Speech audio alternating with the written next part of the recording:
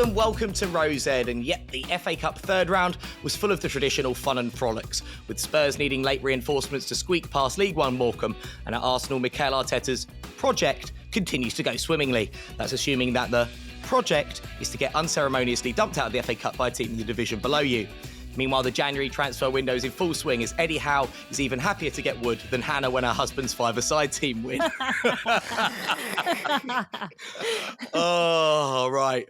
Welcome to Rose Ed. Hannah East with me, as always. Of course, you're right, Hannah? Shabba, I'm all right, thanks. When you've said about her husband with a five-a-side team win, his team didn't actually win very often, so that's why they've stopped being participating in the league now. So there's no restriction on Monday night Rudies because he don't play football anymore. Does he miss it? What, the Rudies or? No, not that. Yeah, I think he does. That was horrible. I want to play football. Yeah, that's dirty. Yeah, I think he does miss it quite a bit, but never mind. Good sympathy. That's what keeps a marriage going. Total lack of care for your partner. DM me for marriage advice. Mike, how are you?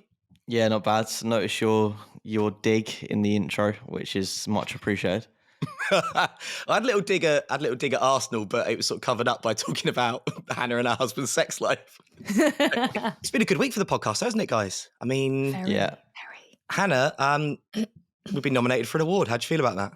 I mean, I'm very excited. I'm very surprised because we're kind of like we're one of the only independent podcasts, aren't we? So we basically sit in our spare rooms at home, which is why there's random stuff behind me, like a shredder and stuff like that. And we do it from home and we enjoy it and it's fun. So I think because we obviously have been nominated, it's like we're up against the big dogs. We're up against like professional companies doing this. Real people. Like actual human beings that know what they're doing. So that's why it's made it so much more fun. But I'm really, really proud of us. Oh, thanks, Hannah. Yeah, Mike, how did you feel when you heard the news? No, I'm not surprised at all, to be honest, because, you know. You knew it was gold. Yeah, absolutely. No, the level of like work we've been putting in, you know, doing it off our own backs, which is tough. I knew it was going to come. It was no shock to me, but I'm very, very glad, and I'm excited for the award ceremony in a few months because we will get lit.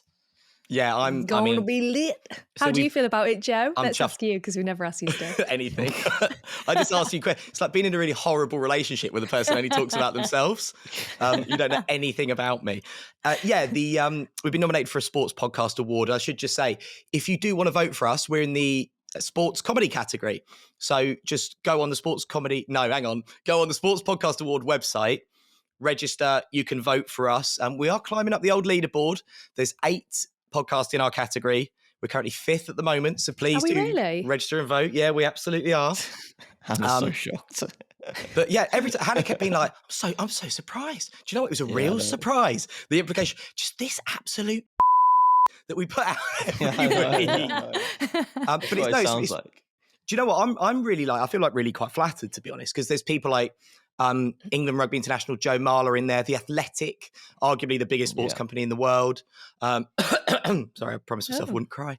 Do you know what? It's really it's awesome, and just thank you so much to everybody who's listened. We really, really appreciate it. And yeah, as Mike says, we'll get drunk at the ceremony, so that's kind of because it's well expensive for a ticket. So we're going to get our ball gowns out. Well, you two aren't, obviously. I'm going to get my ball gown out, have a night away from my kids, and going to get lit. Like Mike I'm just going said. in an Adidas tracksuit with some cans in my pocket and just see what happens.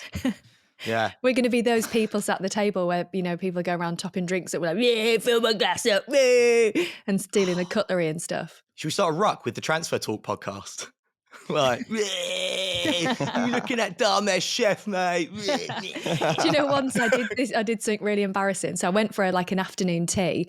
My mother-in-law was retiring and it was a really posh place and it cost a fortune for the afternoon tea. So I'd had a few drinks and I was like, let's steal the cutlery, get our money's worth. So I was taking like the butter knives, the forks, you know, like the cake forks, the forks that you use to eat cake, you know what I mean? I do, they've got a long prong. At home, it's just like a tablespoon. You just eat cake with that.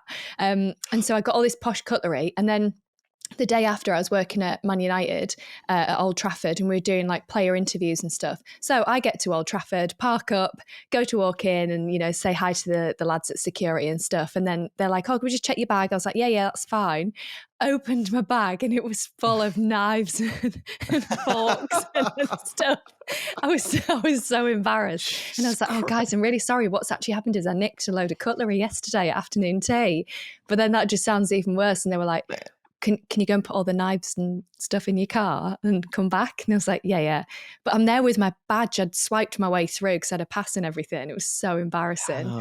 Yeah. That's like, you know, in like prison films where they kind of like, they'll find a weapon to like take back to the cell block to maybe attack an enemy. Yeah. That's like, I think I'd be more frightened if I was searching someone's bag at security and there was a cake fork than if there was a knife, because that's so well, there was dark. 4 in there. I took the set. Also, this is why my mum likes you so much. My mum does this. Yeah. Right? Does she nick spoons as well? She just nicks stuff. Yeah. Right? Sorry, mum, because she listens to the podcast, but it's true. So stop doing it. You don't want me to say it. But like, she stopped now because I stop her, but I don't know what happens when she's on her own, because she will be at like a posh restaurant or something. She'll be like, that's a nice cup. And I'd be like, no. Yeah. And she'd be like, but because we were in Italy once and we were at this lovely little like tumble down family run B&B where they'd be so kind to us like, oh, Mr. Forrester, you want them toasted this morning? Oh, come on. Like so nice. That's just Italian. So where did you go? First offensive generic accent of the day, tick. But she'll be like, oh, this is a nice cup, isn't it? Like, do you think they'd mind if I took it? Like, yeah, probably, because it is theirs. So they would mind if you stole it. Oh, no, they won't miss it. It's like, no, it's not the Hilton. Like, this is like literally like not Mario and Luigi. Oh, for God's sake. But you know what I mean? These like lovely, like the family out of the Dolmio adverts, like running a little B&B. Oh, so can I just say, kids, right? I don't think my mum does it anymore. And just don't steal things. I just take spoons everywhere I go. I've got so many spoons, teaspoons. I don't know why. If I came to your house, I would steal your teaspoon. This is the earliest in the podcast that Hannah said something that I don't know what to say back to. Usually it's towards the end when I warm up. But yeah. If I came to your house, I would steal your teaspoon. All right.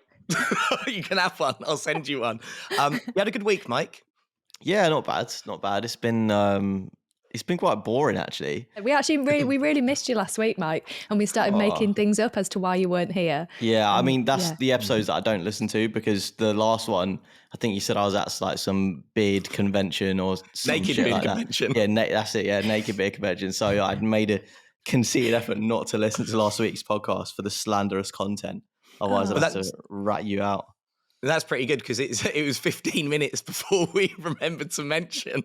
Yeah, we were like, so what else has been going on? Oh, Mike's not here. I was like, I should say Mike's not here. So I don't know if that's better or worse, slander or being ignored. I don't know. Hannah, you've been in London. Do you have a nice weekend? Yeah, we did. So I went to watch Hot Wheels monster trucks at the O2 with my kids. With the kids? Did loads of activity. I forgot, left them in the hotel. But we did loads of like touristy stuff because my kids have like 3.5 weeks off for Christmas holidays, just so excessive. But yeah, they're back at school now, so it's fine. I was probably less than a mile from you on London's South Bank, and no, did we meet up? Joe, right, honestly, you would not want to meet up with my 3-year-old and 5-year-old. We were going around the Shrek adventure. We got our single friend to come and meet us at the Shrek adventure, and he had to get up in the lift with like 50 kids, and the parents were looking at him as if like, what's this man doing on his own at the Shrek adventure? It was really weird. But you wouldn't want to meet up with my children, trust me. No, when you put it, he's not even been given the option. Yeah. No, fine. Right. It is, of course, time for our regular feature, which kind of warms us into the show. It's time for things that make you go, oh. Mike, he did this for ages last week. Tell him to stop. Did it make the final edit? Because he edits it. And I was like a dolphin. You okay, hon? You've been watching River Monsters? Oh, God, we'll talk about River Monsters later. Oi, oi. Hannah's favourite programme in the world. Yeah, it is. You do keep saying, Hannah, oh, you got to watch this program. It's brilliant. And sending us stills of a fishing show that you like. Do I talk like that at all? Aye. Hey, you got to watch this show. It was right nice. I went down Shrek and I saw monster trucks. It was dead good, wasn't it? We want to make up my kids. No. I've been banned from doing a Yorkshire accent, actually, by a new friend of mine. A new special friend. Do you do naked cuddles with her? That's why you're in such a good mood. No, right.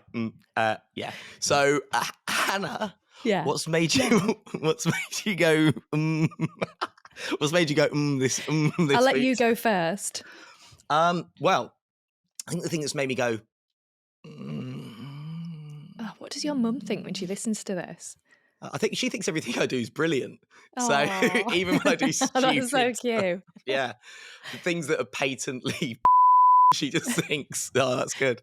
The thing that made me go this week was probably Andy Carroll's 2 disallowed goals for Reading. His second one where he chests it down and wallops it in the top corner. But it just makes me feel sad, Mike. So much wasted potential. Yeah, he's got that in his locker, isn't he? He scored a ridiculous overhead kick for West Ham. He does have that. I mean, the fact they were disallowed as well, it's just for him as well, it must be such a having to, can I say? Yeah, that's yeah. It must be such a I score well against another beat. But yeah, poor Andy Carroll. He's just been through the ringer, isn't he? I feel bad for him. Can you say that he's been through the ringer? That doesn't mean the. I'm gonna have to cut that. I think it just means you've been wrung out. You have to cut. I know. I'm only joking. This is going to be such a ridiculous one. Oh, God almighty. Literally. I didn't have to use a single one last week, Hannah. We were on really good behaviour. Mike's back and it's just descended. He has been through the ringer.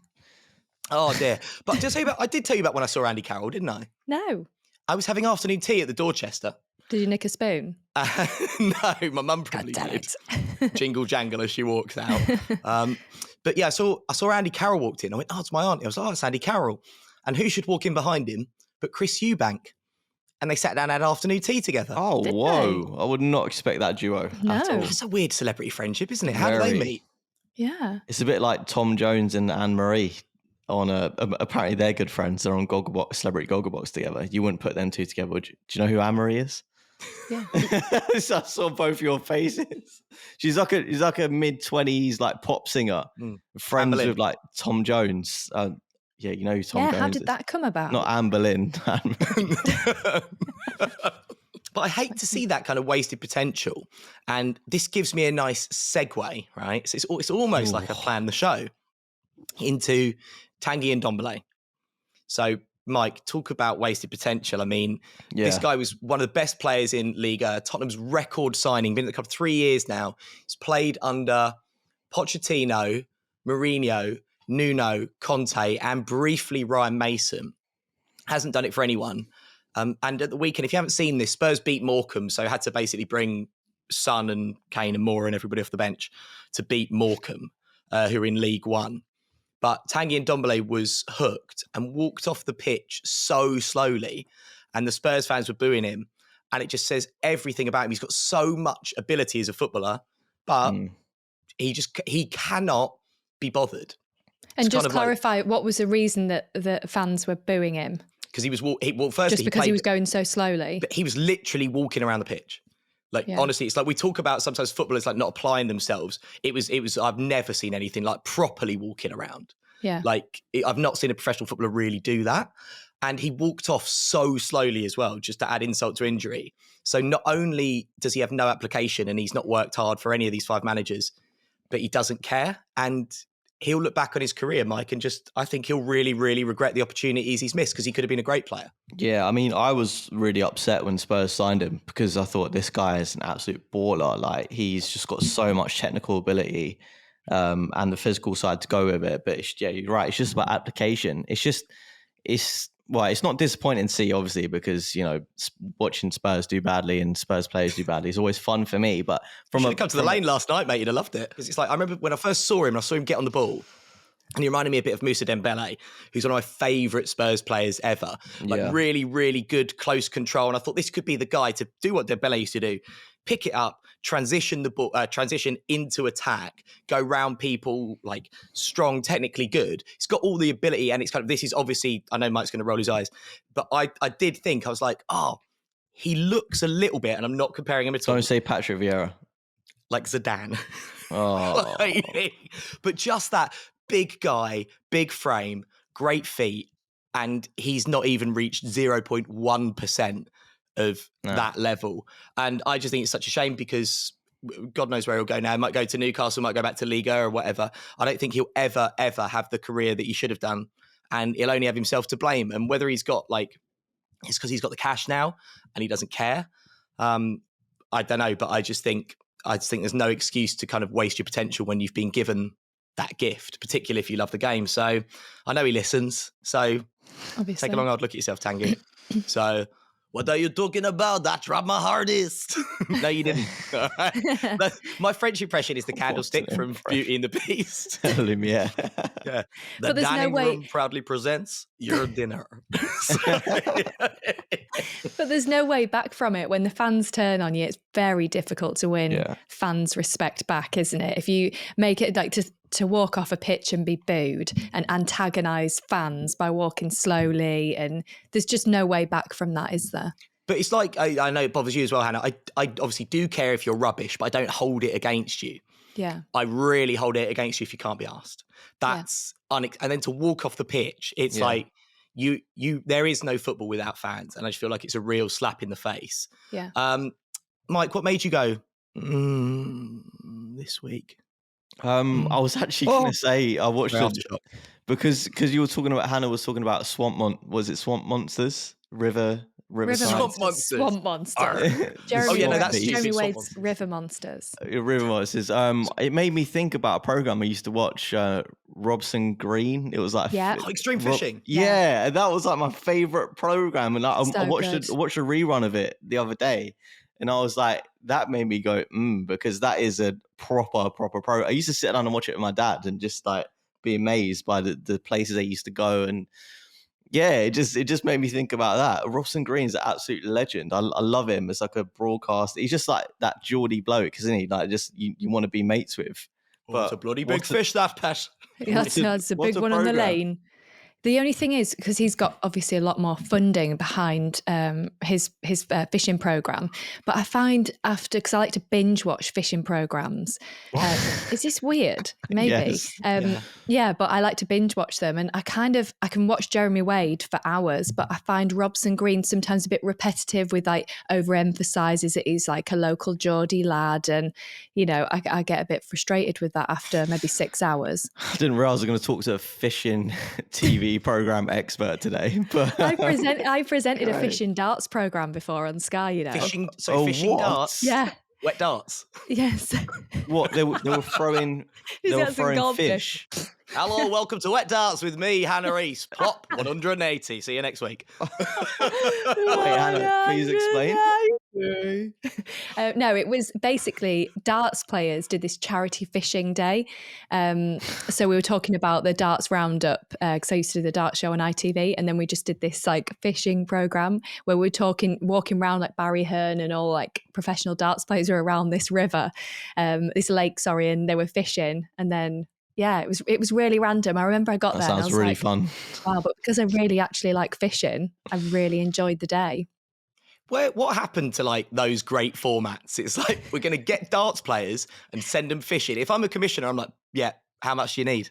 Because that's good content as far as I'm concerned. Anything with Barry Hearn there, it's just good content, isn't it? So, do you mean Barry George?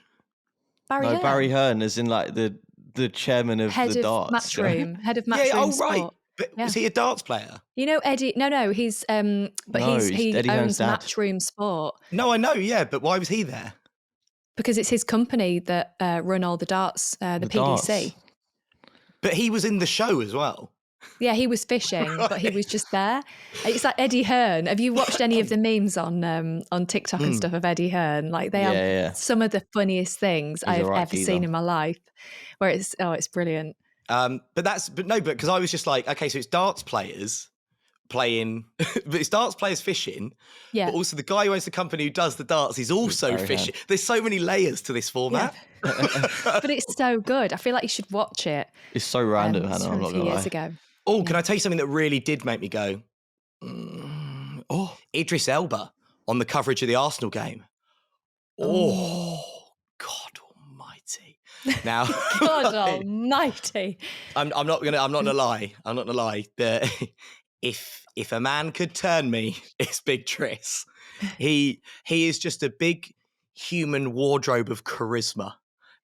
Everything about him just oozes sex appeal.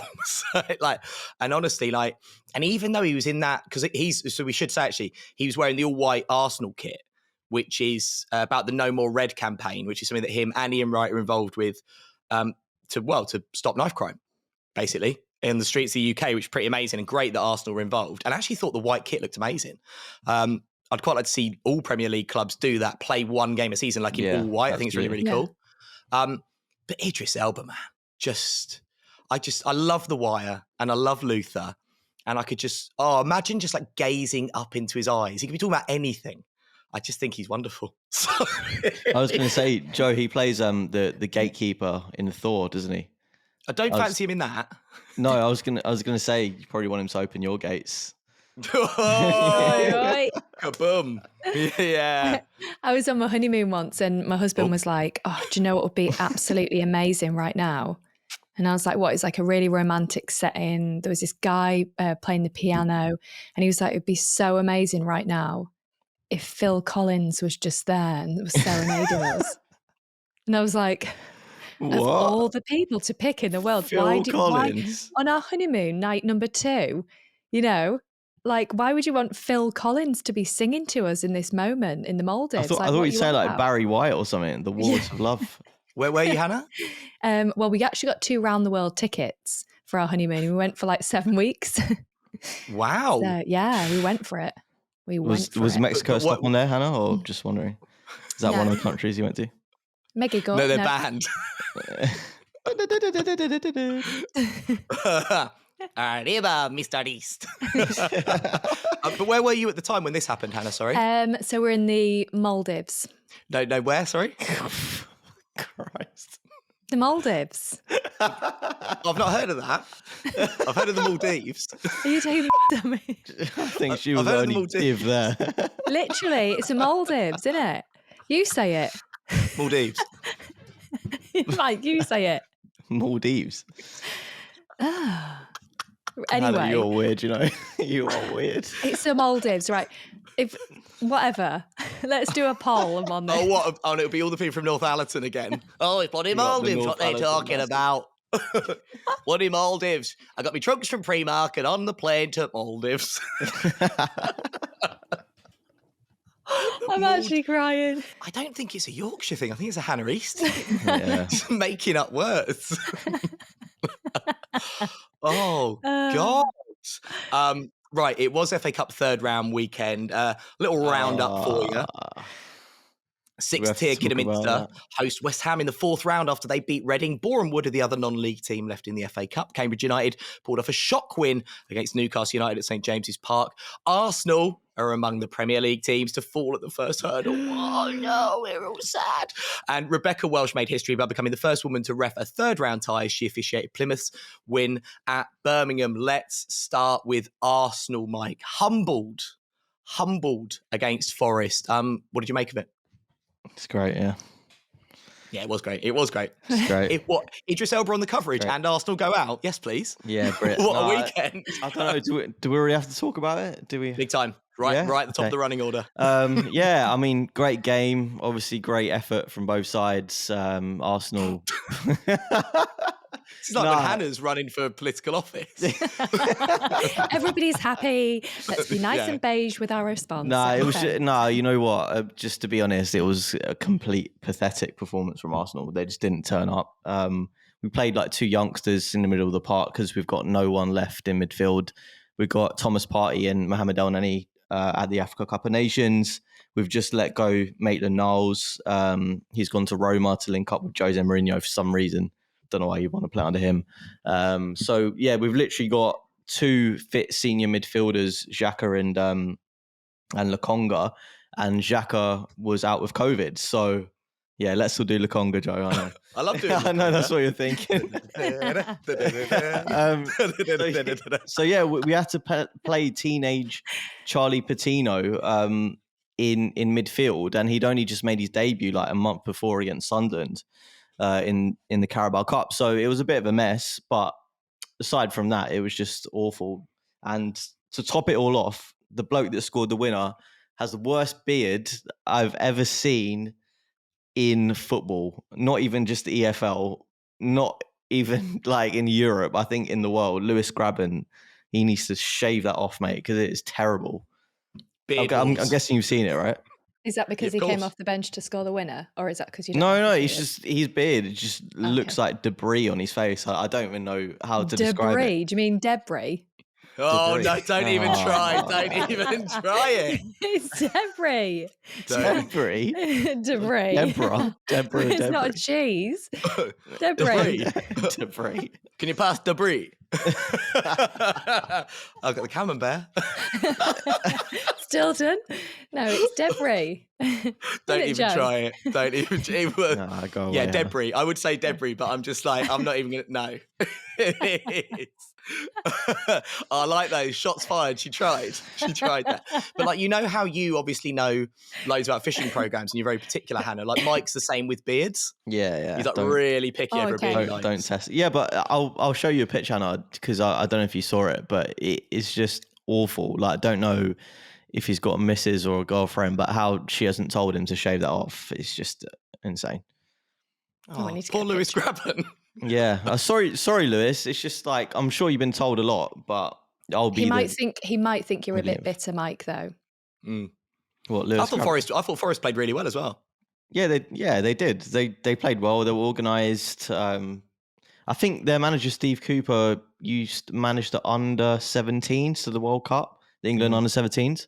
So he's obviously, a decent manager, but it just was no opposition from Arsenal, and it was quite pathetic. So, do you think that Arteta wasn't like, because obviously this race for the top four is looking pretty good, and it probably is going to be Spurs Arsenal playing on Sunday as well.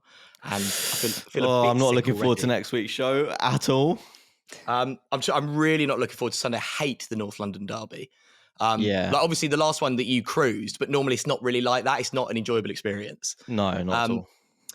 But do you think that Arteta's not that bothered about the FA Cup because he's the big thing for him is probably going to be getting back into top four? Yeah, absolutely. But it could be a crucial week because it's Liverpool as well in the EFL Cup, which is on Thursday night. So depending on what happens there, you potentially could be exiting two competitions within the space of a week if there's a battering against Liverpool. And then obviously the momentum of that going into a North London derby could be, even though Spurs got battered by Chelsea over two legs in the Carabao Cup, it's just like momentum is so key in football. But I just think what we got to do is just not like go into meltdown when Arsenal will lose a game. Like, yeah, they lost against Nottingham Forest. It was a bad performance, but they need to like bounce back now. And I still think that top four race is so open. It just, you can't call it at the moment. Yeah. And might mention it, and we should touch on it. I was at Spurs last night. Out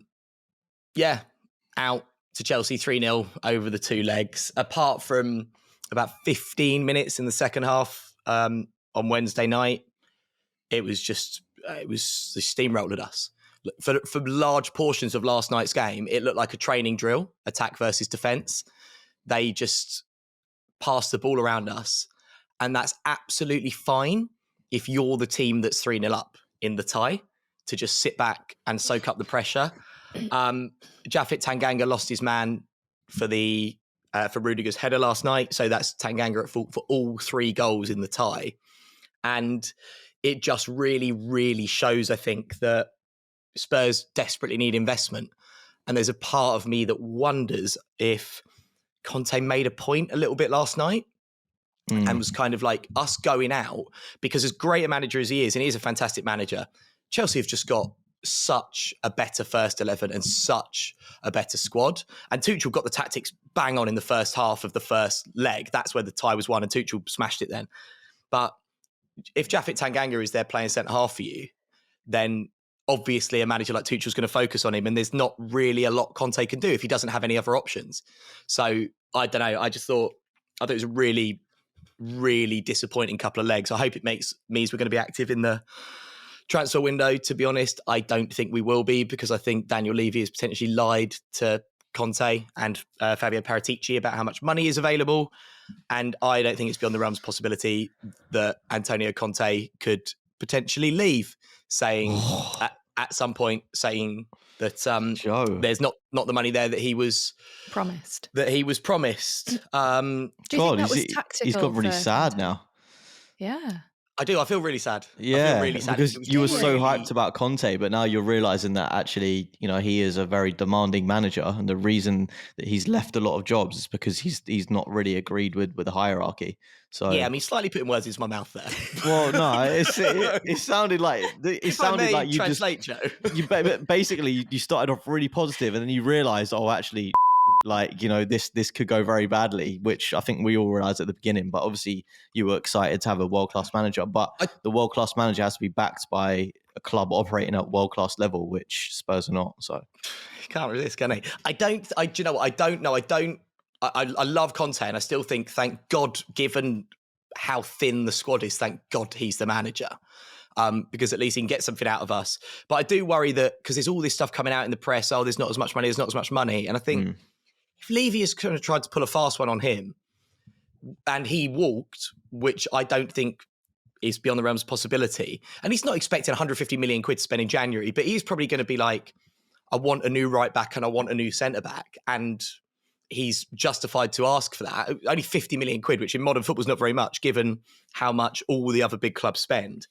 I don't know, I think if Levy's kind of telling him porkies, will never attract another big manager ever again. Yeah. Because they just won't believe the chairman. Yeah. And you've had some big managers as well, to be fair, like Jose Mourinho. You spent a ridiculous amount to get him, and Antonio Conte now. He was the one we gave all the bloody money to. Yeah. We should have given it to Poch, or should have given it to Poch, yeah. So do you think Conte was playing a bit of a game last night and being a bit tactical to highlight the weaknesses? Is that what you think? Is that what you're trying to say? Yeah, a little bit, to be honest. I don't think that's kind of beyond the realms of possibility, because in the first leg we started with 5 at the back, as we have in every other game under Conte, and they blew us away. We went to 4 at the back and matched them in the second half, and the game was a lot more even. Yeah. And having seen that, again, he started with 5 at the back last night, and they totally dominated us, and he didn't change the formation at any point. And in the second half, there was 20 minutes or so we played much better. The only reason that happened was because Lucas Moura and Harry Kane came deep to get the ball themselves. They couldn't get the ball because the ball couldn't get out of defence, let alone to midfield. Yeah. Harry Winks was appalling. I mean, everyone knows my opinions on Harry Winks anyway. He's such a limited football player. I don't think he Harry Winks. I don't think he belongs at Spurs. But yeah, Harry Kane and Lucas Moura came deep to get the ball. They started making stuff happen, but they're only 2 men. And Joe, the ref tried his hardest to give you a penalty. 2 shocking decisions from Andre Mariner. I don't know how that even went to VAR in the first place. The only thing I will say is I felt the offside with Kane was tight. They all are, and that comes down to, those sort of come down to a bit of a matter of opinion, don't they? Because I still very much have the old school football, like if you're in line, you're onside. But because I think the attacker should generally be favoured because it's more exciting. But I know that's not the rule. Look, we didn't deserve anything out the game. It was a really drab performance, and there's so much work to be done, and we just can't. I mean, Matt Doherty started at left back. Matt Doherty is an out of form right back playing at left wing back. I mean, obviously Chelsea are going to destroy you, and it just kind of showed in the second half. They took Kovacic off and put Conte on, and it's just like, the options they've got are just mental. So what's your prediction for the North London derby, Joe? Honest, unbiased opinion. I know it's a real cliche, but kind of any sort of form or troubles are out the window. And it's a quality game. I think it's the best derby in the Premier League because it tends to be the best matches. But honestly, I think both teams are pretty even at the moment. Like, decent teams with decent managers beating most of the rest of the league, but still battered by the big teams. a long way below the big boys. So I don't know, to be honest. I don't know which way it's going to go. I think obviously we got a far superior manager to who we had last time. So I certainly don't think you'll flatten us. I've got no idea. I've got absolutely no idea. It could go either way. I know that's like really sitting on the fence. I think it'll be a good game because it always is. But yeah, what do you think? I think if we turn up and put in the level of performance that we did against Man City, I think we'll win. But it's whether we'll be able to replicate that level, because that must have been such a shot in the heart to outplay Man City for like 60 minutes and then 2 moments of madness and a few dodgy referee decisions and then the game's gone. Will be damning. And I think that's probably a reason why you saw the performance you did against Nottingham Forest, because the players must have been so disheartened by that result. But if they can put in that sort of performance level, I think Arsenal can win. Yeah, because I just think they've shown that they can do it. So why not? We've already beaten Spurs this season already, so there should be loads of confidence. I don't think it's one of them North London derbies where you're going into it thinking, oh, like Kane's going to score a hat trick and Son's not going to play, is he? He won't play. No, he's not going to play. So that's one less weapon that you have to worry about. So yeah, I'm not going to sound confident, but I would say that Arsenal should win, I think. I think I'd put my money on Arsenal, to be honest. Sorry, Joe. Yes, Hannah, getting off the fence. I feel like Arsenal they seem more hungry for this right now. I think there just appears to be a bit more, I'm going to say passion. I think you'll miss not having Son in the team, that duo with Harry Kane. I think that might cause a bit of a problem for you. But sorry, Joe. Right. I feel like you've really opened out here in the podcast today, and I didn't realise how sad you were about the situation. Yeah, I know. He really took a turn there, didn't he? Yeah, take him back a little bit. Yeah. We're like, are you joking? Oh, he's actually being serious. No, it's cool, guys. Don't forget to vote for us in the best sports comedy category. I just feel Arsenal have got some exciting up and coming players, and I think that goes back to what you've said, Joe, about Spurs probably need to spend some money and get some fresh talent coming in. I can't wait. I can't wait for the show next week when we've smashed them. Yeah. Harry Kane, hat-trick. Come on. In Don Antonio we trust. Right. Smashing Joe in the face live in studio. Hashtag me too. Whoops. Sorry. Some games from the FA Cup 4th round draw to look out for. Palace are hosting Hartlepool. Bournemouth got Boreham Wood. Chelsea hosting Plymouth. Kidderminster hosting West Ham as well. Some big games. United have got Borough as well. Hannah, your 2 teams. I know. Wow. I think it was the FA Cup final in 1997. Oh, we Janino. When I watched that Middlesbrough got a Bovril and a burger, my dad. But yeah, cool, tweet about it. Like, why have we? What? Make sure you tweet about it. Exactly like that. Oh my God! So just to clarify, just to put this into perspective, we're going through previous tweets. Weren't we having a conversation about it? I looked through what I tweeted back in the day, and literally I couldn't be any more boring. So one of my first ever tweets, I put a picture collage of me with outside church on Christmas Day with my dad, and I'd run 11 miles on Christmas morning, been to church with my dad and having some stuffing and some turkey. It was literally that boring, and I was like, when was I ever this boring? But I remember when I first went on Twitter, and people were like, whatever you write on there, be very careful. Don't put opinions on there. Don't say anything that would offend anyone. So I took that to the extreme of being like boring AF and put the most boring tweets up there. So boring. Everything's about United from like 2014 onwards. So why don't we release a podcast, right, which is a sleep aid? So we read out the previous tweets. We read out Hannah's old, call it row ZZZ. See? It would work, wouldn't it? Very good. Very good. Put out Hannah's old tweets. It'd be amazing. So boring. I don't know why anybody would follow me on Twitter. No. I genuinely don't know why. I never tweet on there. I don't really know what I'm doing. I just put picture collages up. It's so boring.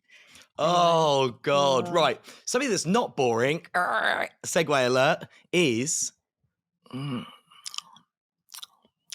transfer tidbits.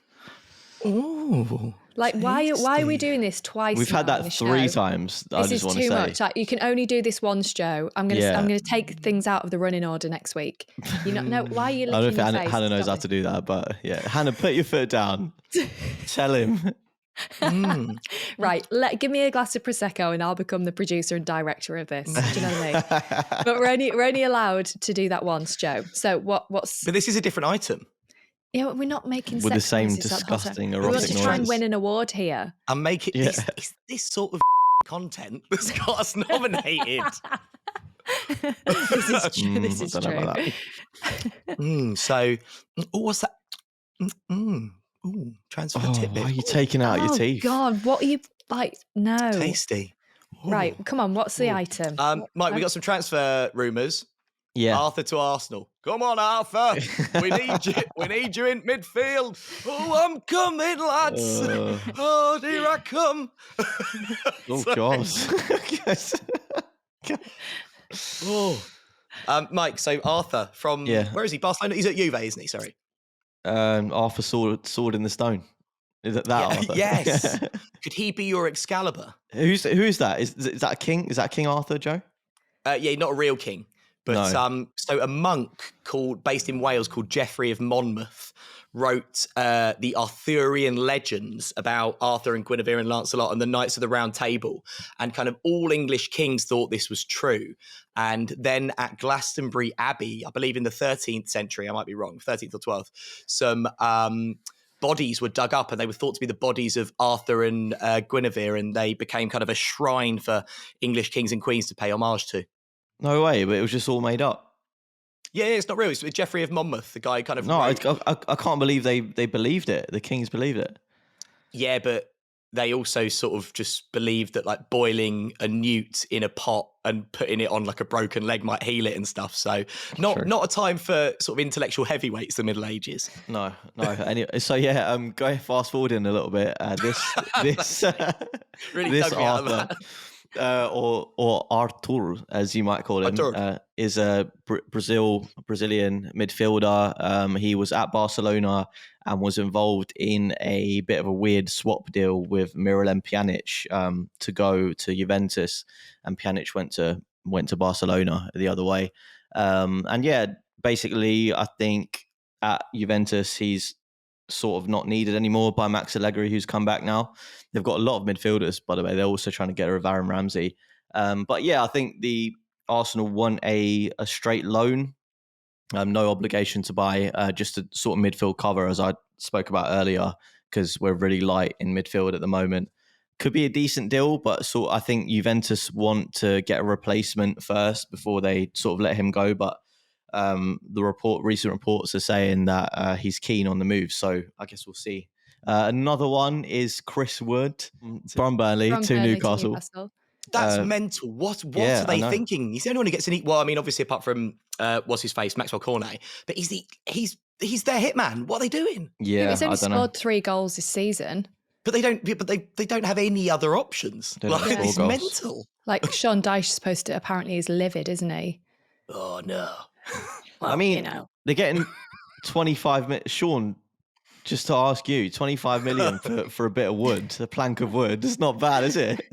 But maybe it's a tactical thing, because if they think they're going to get relegated, would you take the 25 million now? You probably would. But yeah, leaving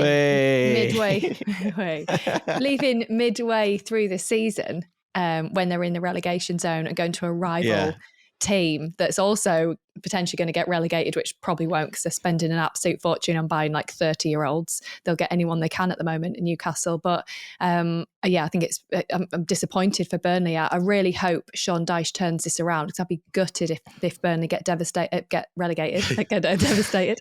But Hannah, it's like the thing is, as a Burnley fan, you're looking at that going, right, we've just sold pretty much like our only striker halfway through the season. Is that basically saying we're going to get relegated? We need the money now. I would, as a football fan, that was the most kind of depressing thing to see. Yeah, I totally agree. And that's why I was just speculating, is that a tactical thing if they think they're going to get relegated? But I can't imagine, Sean Dyche doesn't want them to be relegated. Of course he doesn't. But, if the club's been offered 25 million for a 30-year-old striker that scored 3 goals so far this season. He's been injured, hasn't he, as well? He was out for a little while. So Arsenal pushing for Vlahovic as well, Mike? Yeah, Dusan Vlahovic scored 16 Serie A goals this season. I'm not completely convinced about him. Yeah, I've seen him play a few times, but it's always difficult to make the transition from Italy to England, I think, for a lot of strikers. So whether he'd be, worth the sort of money that we're talking about, I think Juventus are also in there, but Fiorentina want about 75 million. That's a lot of money for a 21-year-old who's not really been performing at the highest level for the longest amount of time. I think he did well last season as well, but before that, he's 21 years old. And when you're not like Erling Haaland, I think it's sort of difficult to command a fee like that. But Arsenal obviously desperate because they're in a bit of a tricky situation because Aubameyang's obviously in exile. Lacazette's contract's up at the end of the season. Balogun's gone on loan to Middlesbrough, and Edin Nketiah looks like he might stay to the end of the season, but after that, he's probably going to go. So, yeah, they've sort of like put themselves in a corner a bit, and let's see what's going to happen. No one puts Dusan in a corner. Sorry, I knew that was coming. Dirty Dancing. Yeah, I couldn't remember his name. And he's quite young as well, so you could call him a baby. Luca Digne looks like he's going to Villa, and Philippe Coutinho at Villa. Apparently, Steven Gerrard called him up himself to convince him. Hey, Luca. No, was his name? Philippe Coutinho. You want to come to Aston Villa, mate? Oh, mate, we'll play some dead cut fussy here at Villa, mate. But that's mad, that, isn't it? Philippe Coutinho, he's one of the best players in the Premier League a few years ago, Hannah, and now he's at Villa. Mad. Yeah, well, I feel like Villa and Newcastle next season are just going to, I don't mean surprise us all, but they're going to be up there.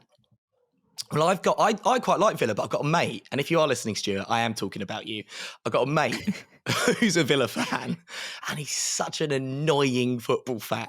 So I just don't want them to succeed. And yes, Stuart, again, I am talking about you. So you're the reason I don't like your club. Right. It's time for a brand new feature, though. It's time to go over to our man in Africa, Mike Stavru. Mike, what's happening at AFCON? Give us the rundown, give us the facts and stats. Well, you've watched every second of this tournament, Mike, so you're across it. What's happening? 3, 2, 1, action. Yeah, AFCON, the first major tournament of 2022. It's finally underway in Cameroon, who are hosting the competition. First time it's taken place since 2019, was originally meant to take place a while ago, but it was delayed. Or summer of 2021, to be factual. Because of the global pandemic. Yeah, remember that? Yeah, so obviously reigning champions, Algeria will be looking to defend their crown from last time. The favourites going into the tournament: Senegal, Algeria, Cameroon, Nigeria, Morocco, and Ivory Coast. So what happened? There's a match, wasn't there, guys? That was postponed, or there was an issue with the ref. What happened? So Mali beat Tunisia. Thank you, Hannah. Mali beat Tunisia 1-0 at the Africa Cup of Nations in a Group F game, which ended in controversy after the referee blew for full time prematurely. Carthage Eagles coach Monde Kabeya and his technical staff raced onto the field to confront Jani Sikazwe after he ended the game a minute early. After Mali manager Mohamed Mogasuba's post-match press conference had started, tournament organisers ordered the game to be played to a conclusion. However, in more farcical scenes, Tunisia's players did not return to the field and Mali were declared the winners. Kebbia called the referee's actions inexplicable, adding he blew for the full-time whistle and asked us to go to the dressing room so the players were in their ice baths, and then he asked us to come back out. In 30 years in this business, I've never seen anything like it. And if you like that sort of stuff, there was also a moment when a player was being taken off the pitch, and as he was about to be stretchered off, the medical buggy hit him. So if he thought he had problems already, you're injured, you're potentially out of like a tournament you've been waiting your whole life for, and some bloke drives into you. Is he okay? He's fine. I mean, his original injury. But so it's okay for us to laugh about it then? Yeah. I mean, not his original injury, but also one of my favourite moments of the week. So Sierra Leone had their first AFCON match. It's 1966. They won, and their keeper hadn't played for some time. And just like Google this Sierra Leone keeper, right? Because he was basically determined to single-handedly win his team's first AFCON game in 50 odd years. And it just all starts from immediately like running out the box, sliding tackles, a diving header where he runs out of his own box. But when there's several players around him, so he's in like the thick of all the defenders and stuff, he got the man of the match award and he cried afterwards as well. Oh. It was absolutely, it's like, if you ever think football's horrible and all about money and it's all cynical and players are all, just watch that. Because it was just such a wonderful moment. And I really like AFCON. It's always a really fun tournament. And I really hate this kind of implication that some Premier League managers and fans have kind of been like, oh, why is it happening? Why is it happening? It was a summer tournament last year. It got rearranged due to the pandemic. But loads of people just kind of like, oh, right now we're losing players. There is nothing more important than playing for your country in international tournaments, as far as I'm concerned. So I think it should be absolutely prioritised. Right, it's time for the section that we like to call Any Other Business. And you're going to like this, Hannah. Well, actually, you've seen it because you've read the running order, of course. Of course. But according to a new study, cats are scared of cucumbers. Hannah isn't. What do you think I do with cucumbers? Go on, Joe. Well, all I'm saying is they arrive a cucumber and they end a pickle. So...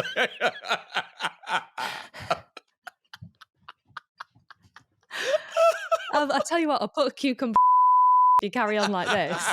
So go on then, talk about these bloody cucumbers. Cats are scared of cucumbers. I tell you what, I love cucumbers. I eat a lot of cucumbers. I eat a lot of cucumbers. We are so immature, honestly. It's you guys. I can't work with these unprofessional people. Oh, but animal behaviourist and author of Chasing Dr. Dolittle, Sloboddickoff. Sloboddickoff? What? Is he Greek? Sloboddickoff. Sloboddickoff. Not Sloboddickoff. You're con Sloboddickoff. Bloody hell.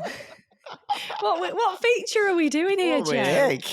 He said the cats are scared of you were pulling earlier and now you're talking about Sloboddickoff. This is too much. I'm going to have to chat with your mum. He said that cats are scared of cucumbers because they look like snakes. I was just going to say, do you have any irrational fears? What has this got to do with football? Nothing. When this is too much for Hannah, you know you... Yeah. When I'm confused. You know you've gone too far. Generally confused. Right, what was the question? Have I got anything I'm scared of? I was going to say, have you got any irrational fears? But I'm done. I think, yeah. I just don't like it when people rub my eyebrows the wrong way. But that's it. That's all I wanted to say. Yeah, but that's all the rage now, though, isn't it? For girls to have their eyebrows sticking up. I hate it. If people rub their eyebrows the wrong way in front of me, it makes me feel sick. So like against the grain. So like that way's lovely, but like that way is disgusting. I hate it. And I have to like smooth them out afterwards. My friend Lottie, who I used to work with, used to look at me between the gap in our computers and rub her eyebrows the wrong way, and I used to think I was going to throw up. Really? Yeah, it's horrible. So I tell you what's minging is when people crunch. I can't stand it when people crunch. I never give my kids crunchies because I hate, like, kids eat like horses and it's so irritating. So my husband at Christmas had some Pringles just before Christmas, and he sits there and he puts 5 Pringles in his mouth at once and just crunches them. So I got all the Pringles, I put them into a sandwich bag. I got the rolling pin, crunched them all down, and then I poured them back into the Pringles tube. And then I passed it to him and he opened it. He was like, "Oh, babe, what's happened?" And I was like, "Oh, I don't know." But I'd secretly recorded the whole thing and made it into a silly little reel. And he genuinely didn't realise that I'd done that. I can't stand people crunching when you're on the train and people eat crisps. especially if they get pork scratchings. I'm like, ugh. That's like a passive-aggressive form of psychological torture. Like, do that to his Pringle. All he wants is a nice Pringle or 5, like at the end of a long day, and you've smashed them all up. I think there's no need to eat that. Hannah, I think that's what they call the ick. Have you heard of the ick? No. It's like this thing. This is like trend on TikTok, but when girls find things within their partners or not actually within them, but find things of spleen, tube of Pringles. There's his kidney. They discover things about their partners that gives them the ick. So it could be like eating loudly. It could be like when they, I don't know, say thank you too many times, or something really stupid that just makes you puts you off, and it's like, ugh. Do you know what I mean? Like the ick, and when you get the ick, it's like irreversible. Like once you have it, that's it. Everything is tainted. But it's fine now because I just break down all the crisps, and then he never does a big crunch. Normal solution. So it's fine. Yeah, my kids are like, where's the Quavers? I'm like, they're all in powder form at the bottom of the packet. Enjoy. I don't do it to their Pringles as well. I just do it to my husband's and anything that would make a crunch. Oh, God. Shall we just leave it there? Yeah. Also, we have a sponsor, Their Clothing, a cool clothing company where the idea is to create a wardrobe of essential pieces at affordable prices. Anna's just laughing. And because you listen to Rose Ed, all you have to do is head to virclothing.com and use the code JOE20, that's JOE20, to receive 20% off your order, and all the money raised goes towards the podcast. At Their, they hope that every man from every background can find a piece of themselves in our collection, and the whole team come from a fashion buying and design background. Their vision is to keep style simple, as they believe fashion should not be complicated or unaffordable.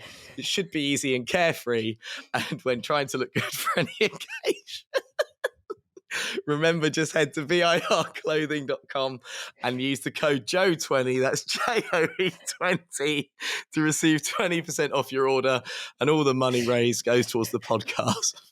Shambles. I can't believe you just carried on. Oh my God, I was laughing so hard my abdominals hurt. Yeah, my head hurts. God. Like the vein in my head's popping. Right, we've got an exciting week next week, haven't we, Hannah? That was enthusiastic. We've got a really exciting Oh, Joe, I'm so sorry for this edit, mate. I really am. It's going to be fun, don't worry. I'm so sorry. Yeah, we've got an amazing week next week. I'm super, super excited. We've got a special guest on, Joe. Yep. Are we his biggest fans? 100%. So on Instagram, there's a guy called Mr. Jack Skipper. He's on TikTok too. And Hannah and I absolutely love him. So he does all these he does clips, kind of everything from like stuff about after parties with your mates, so like picking his kids up from nursery, to impressions of his mum and her mate Sandra. And honestly, like I kind of shared it at New Year. I think it's my favorite Instagram account of 2022. It makes me laugh every single day. And Jack's a Palace fan, and he's coming on the show. So super cool. I sort of feel like I don't know how to handle it, because I watch his videos every day. It feels like having like Barack Obama on the show or something. Like the level of fame is going to be like blinding for me. I feel like we need to get snacks and stuff and like have a green room for our Snack studio Skipper. next week. Snack Skipper. We need to find out what he likes, and we'll get him drunk and just have a great time. Why are we getting him drunk? I don't know. What's that got to do with anything? I don't know. We don't need to do that. Get a cucumber out. We don't. Yeah. Hey! Oi, oi. Yeah. So I think we need to get his favourite snacks. We need to treat him like royalty. And it's going to be an amazing show. We'll be in a studio, as we said last week. So that's cool. Ran out of enthusiasm towards the end there. I was just thinking about snacks, and then I was like, maybe I'm hungry. So Jack's going to be on the show, on the show next week. No, I'm going to, right. if you've got Don't be like questions, this next week when he's here. with With your intro. I like Idris Elba, Jack. No, so Jack's going to be on the show. If you've got any questions for Jack, or if you have any problems that you want Jack to solve, we're going to do an agony uncle or aunt feature. So if you've got any problems for Jack to solve, just get in touch. It's RoseEdPod on Instagram and TikTok. It's RoseEd Soccer on Twitter. And also, we've joined the 90 Min Football Network. So we're going to be all across there, Facebook and YouTube and TikTok and Twitter and Instagram. So that's really, really exciting. So thanks again for listening, because that's how we've done it, because you guys listen to the show and enjoy it. So we really, really love that. Thank you. So if you do want to vote for us in the Sports Podcast Awards or in the comedy category, thank you very much, Hannah. Thank you. Thanks, Mike. Cheers, lad. And we will see you next time. Bye.